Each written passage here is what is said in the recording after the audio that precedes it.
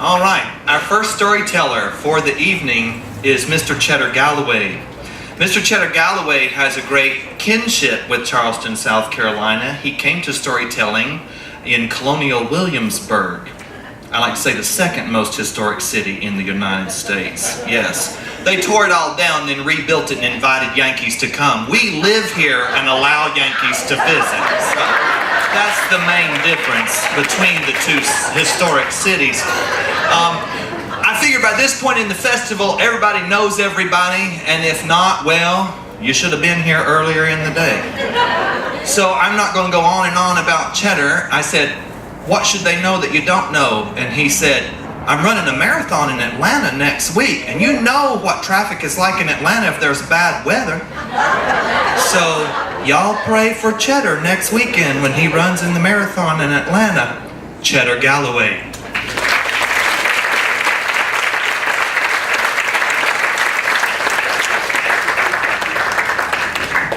Hasn't this been a wonderful festival, everyone? And we certainly couldn't have done it without you all. Without you all, we're telling to ourselves with a clear, thin air. So it's certainly an honor and a pleasure to be here before you, sharing stories. As Tim said, I will be running a marathon next week. And just a short story before we begin. That came about because of something a friend told me. I said, oh, I'm interested in running this 10K. She said, oh, you're too old to run a 10K. I said, I'll see you at the finish line. So since then, I've run a 10K, a 10-miler, a half marathon, and now next week, a full-fledged. And if that goes okay, you can see me at the Great Wall of China Marathon next year.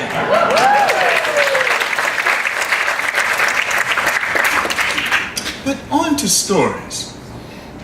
This is one of my favorite ghost tales. And you can find it on my CD, Shameless Self-Promotion, Evil Knows Where Evil Sleeps, Stories from the Other Side of Midnight. And it goes like this.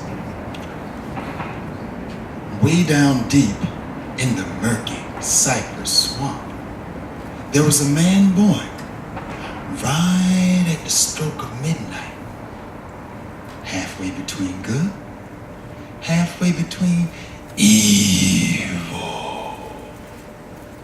A man by the name of Goomba Jack, born to a woman known as the Broom Lady. Well, not born, but raised by the Broom Lady. His birth mother was unknown. But nonetheless, she raised him as her own. Now, the Broom Lady, mind you, was one of the most notorious conjurers east of the Mississippi River. And as Goomba Jack grew up, she taught him her ways. But as she taught him her ways, she began to notice that he was changing in many ways, changing on her. She always told him, whatever you put out in the world will come back to you 10 times worse. But he continued on his way. And then mysteriously and suddenly, the Broom Lady died. Nobody knew how. But some began to suspect that it was at the very hands of Goomba Jack himself. Goomba Jack continued to raise trouble, stir up disturbances in his hometown of Charleston. And soon the locals got together as a group and ran him out of town. Goomba Jack left with nothing more than a sack, the clothes on his back, and his 3 big, vicious dogs. He left South Carolina, traveled to Virginia, high up in the Appalachian Mountains he did, where he settled. Goomba Jack built himself a stick and mud cabin. By day, he would go hunting, fishing, and chopping wood. Well, you know there's a saying, an African proverb, if you will. Evil knows where evil sleeps. And one night, something evil came a-knocking. Goomba Jack was sitting in front of his fire when his front door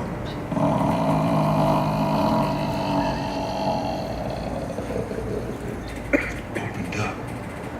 And then a creature, an evil, ugly creature, came sliding through the doors. It had jet black fur, 2 pointy ears, bright red eyes, long, sharp nails, and it was dragging a big, thick, juicy tail.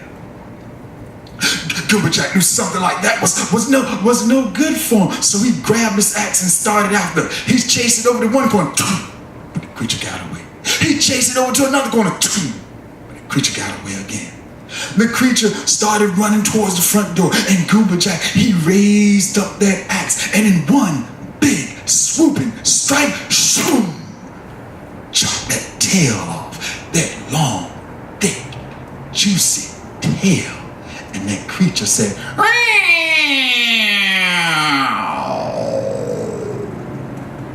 as it leapt off the porch and went down in the valley, leaving that big, thick, juicy tail behind. A tail that looked like it'd make a good meal. A tail that Goomba Jack decided he was gonna cook and eat. So he got his butcher knife out and started chopping.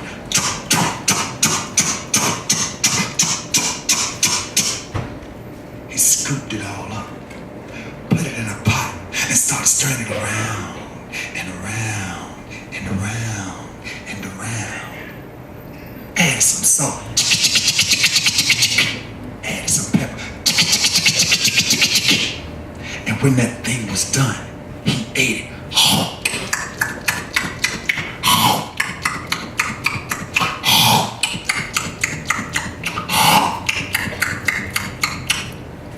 Washed it down with a big glass of water.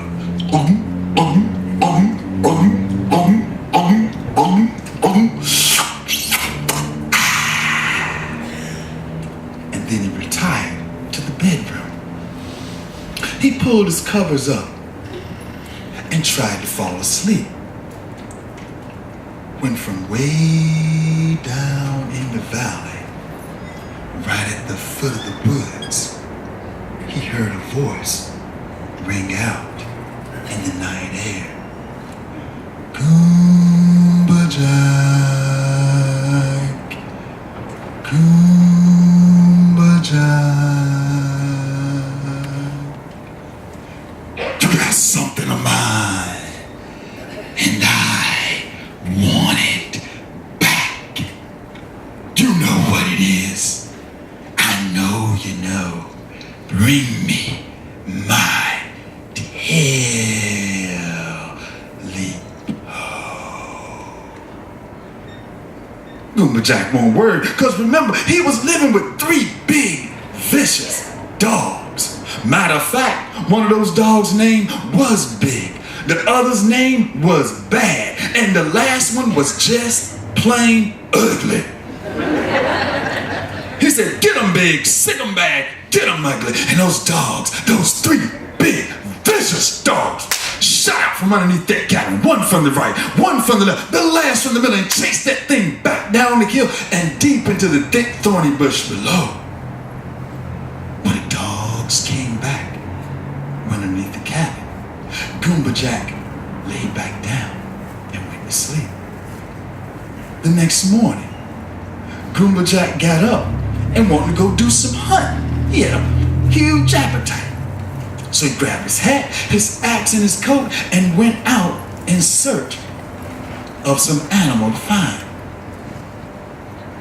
He found himself a rabbit, cut his head off, brought it back and skinned it, put it in the pot, stirred it around, stirred it around, stirred it around until it was done.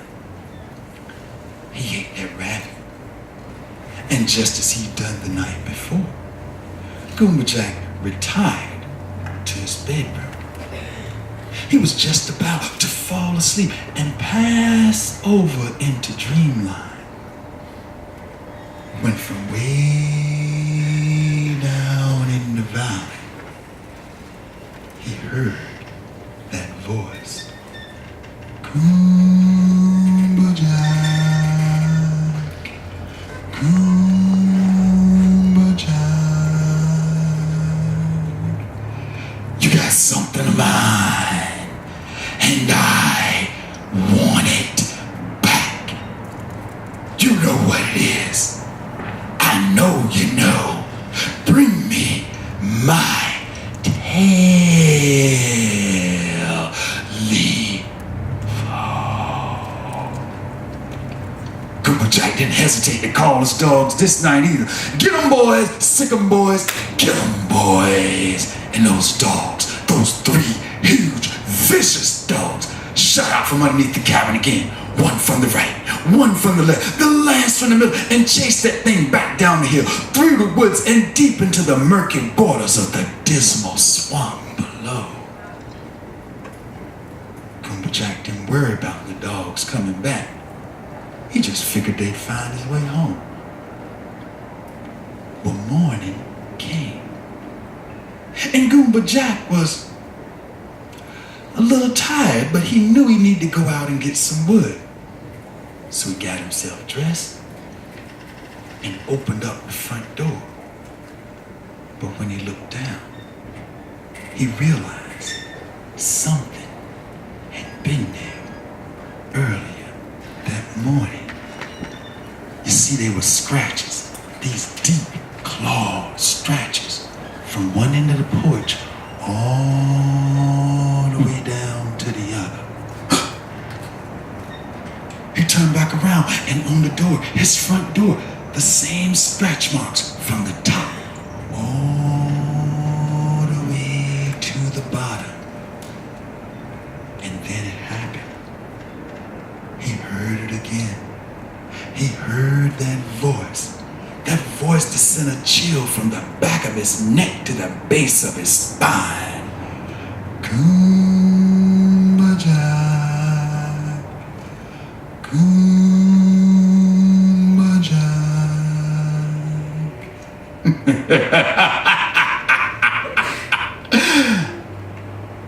I got your dogs, and they ain't coming back.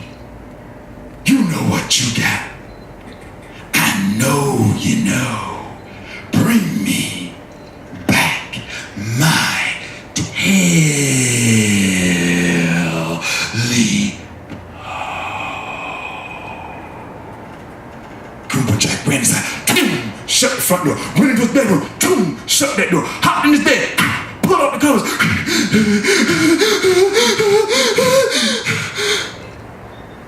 and stayed there till night came.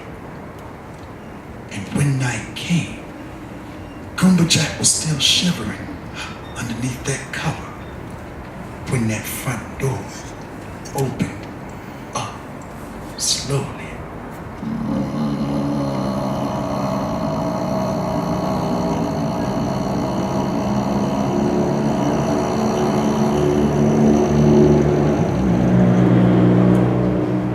And then something came a-slipping and a-sliding and a-slithering across the floor. Swoop, swoop, swoop, swoop. It reached Goomba Jack's bedroom door and slithered right on in. Swoop, swoop, swoop, swoop. Hit the base of his bed. Goomba Jack pulled down came crawling up on the footboard.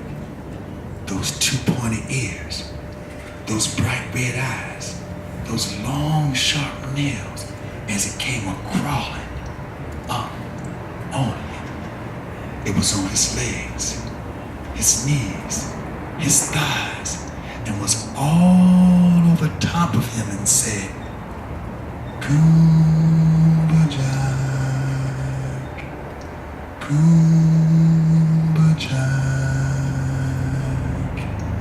I'm here to get my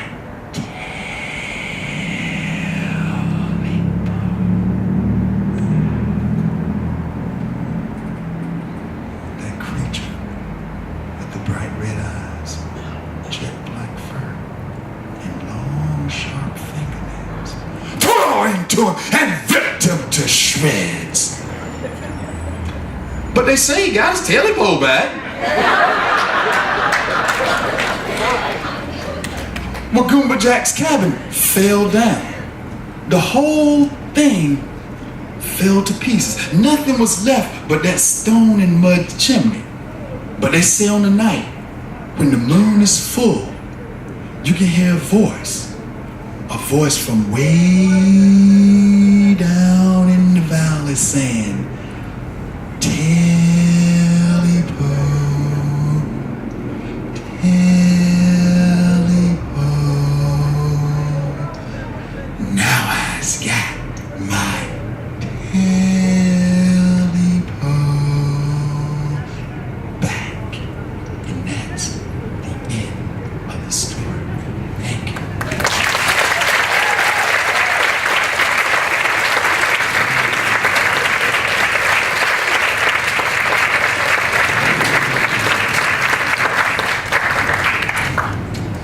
Life is a highway, and I want to ride it all night long.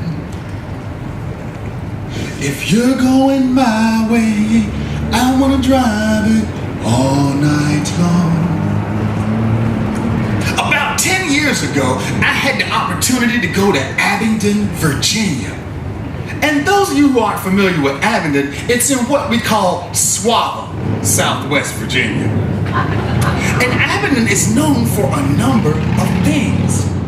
It's known for the Barter Theater, the Over Victory Mountain Men.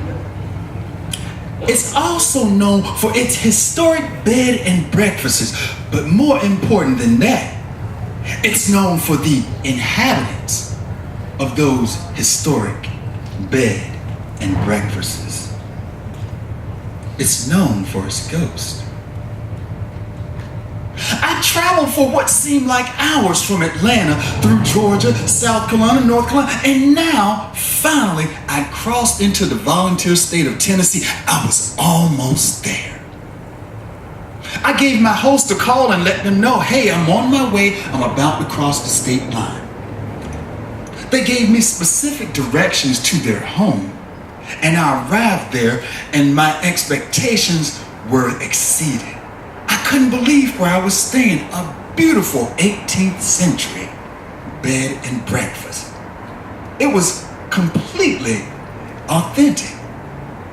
It had a cobblestone driveway, historic Greek columns.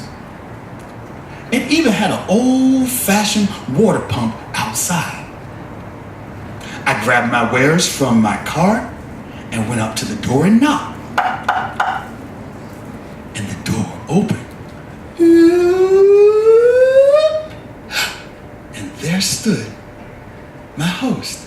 Well, hello, Chetter. We're glad you made it here. I said, yes, I am too. It was quite a long drive, but I did make it safe and sound. And from the looks of things, this is going to be a wonderful stay. I can't believe you're letting me have the whole bed and breakfast to myself.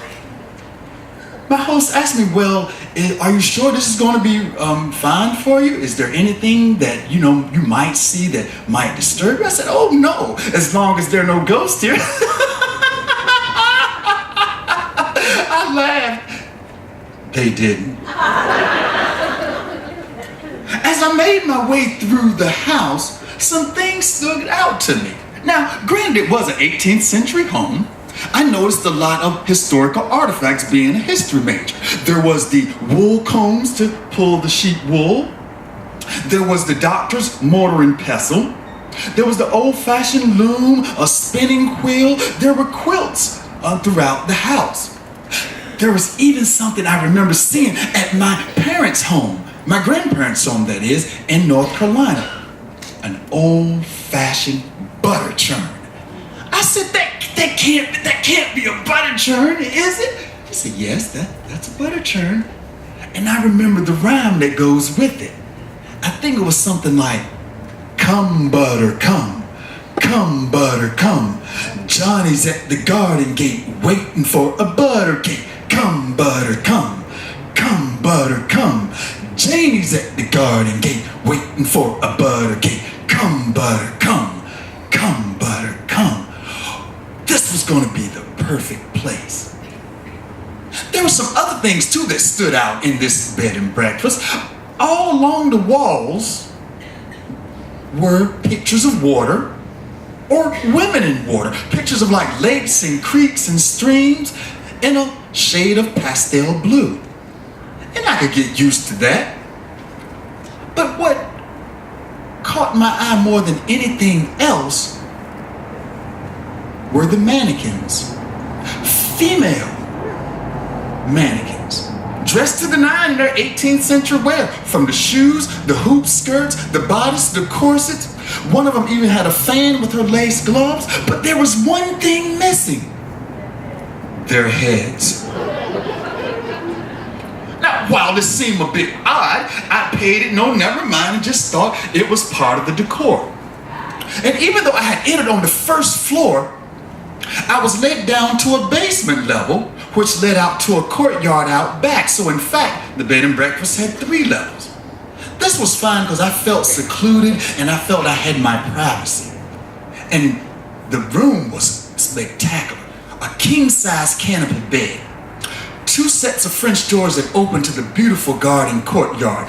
And they were on either side of a huge built-in TV. Oh, one more thing. On either side of the French doors were 2 more mannequins. After I set my suitcase on the bed, I went upstairs where I had a brief dinner with the guests where we conversed, got to know each other, and they told me if I needed anything to give them a call. Well, after they left at nightfall, I went back downstairs and went into the bathroom to clean up. I brushed my teeth. I flossed. And gargled. Turned off the water. I went back to the king-size bed, pulled the covers up, and started watching TV. As TV began to put me to sleep, I clicked it off, turned off the light, and pulled the covers up. And that's when I heard it. Twip, twip. I must have turned the water off, I thought. So I went back to the bathroom, turned off the faucet, came back to the bed, pulled the covers up, and tried to sleep. I heard it again. Twip, twip. That's a leaky faucet, I thought. So I went back to the bathroom, turned it off firmly, laid back down, listened.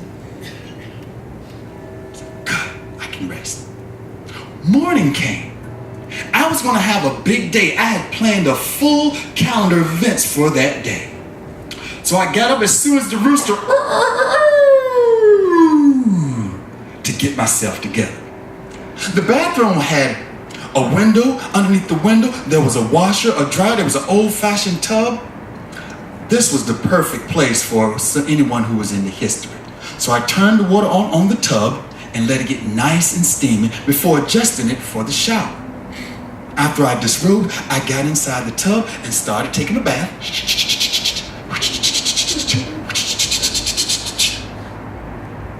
When I thought I saw a shadow on the outside of the curtain, I quickly... Nothing was there. I closed the Shower curtain back, continued bathing.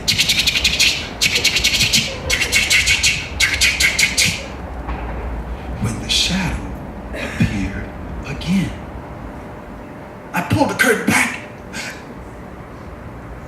Then I realized, oh, it's just the air blowing from the window, creating an effect with the curtains. What am I thinking? So I finished up bathing, went back to my room, and started putting on my clothes. I'd gotten all the way down to slipping on my shoes when I heard twip, twip. I went back to the shower.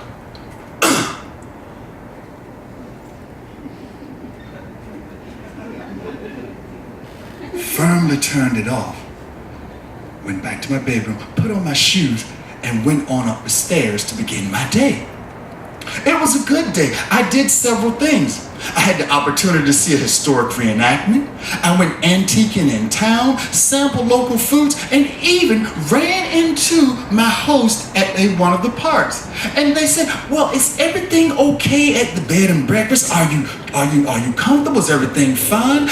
I thought about telling them about the faucet, but then thought, well, that might be a little rude. It's a minor inconvenience. I can deal with it.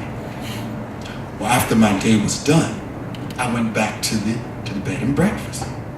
That evening, I fixed my own dinner and went to the computer room where they had a computer set up for me. I wiggled the mouse to log on, and the screensaver on the computer was a mermaid. I logged on, did my surfing, clicked off the computer, and went back downstairs. But something was different.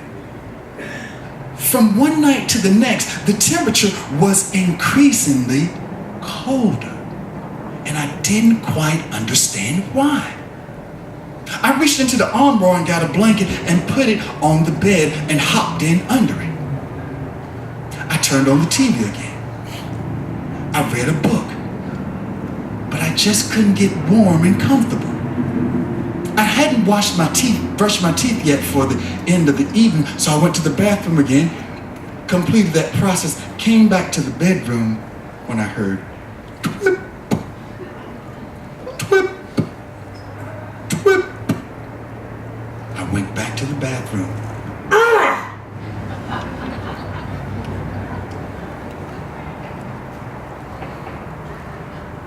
And left it alone and went back to the bed. I turned off the light, pulled myself under the covers with the blanket, got in the fetal position, and tried to go to sleep. But no matter what I did, I could not get comfortable in that room. I kept looking up from under the covers, and the mannequins that were in the corner seemed to be getting larger and closer, larger and closer, larger and closer. This is in between the water going twip, twip, twip, twip, twip. I didn't know whether to stay or to go or what was going to happen. And in a moment of panic and fear, I screamed out. I hopped out of bed, got on my clothes, rushed to my car, went to the closest rest area across the line in Tennessee, and stayed the rest of the night. Well, when morning came, I drove back to the bed and breakfast before the host arrived for checkout. They said, well, how was your stay? Oh, it couldn't have been better. I enjoyed everything. I had a really good time. You know, I can see myself coming to Abingdon perhaps again. But, you know, there's one thing you might want to check. I didn't want to mention it.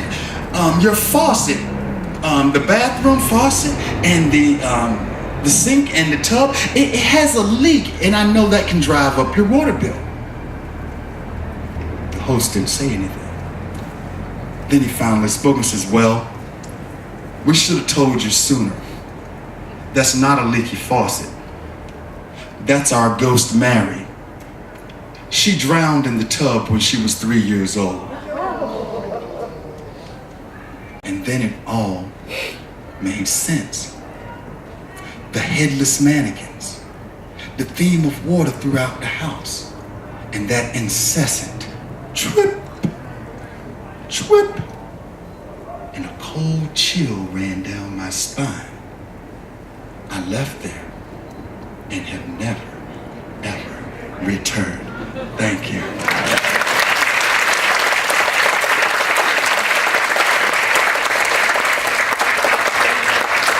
Ladies and gentlemen, it has certainly been a pleasure telling for you all this weekend.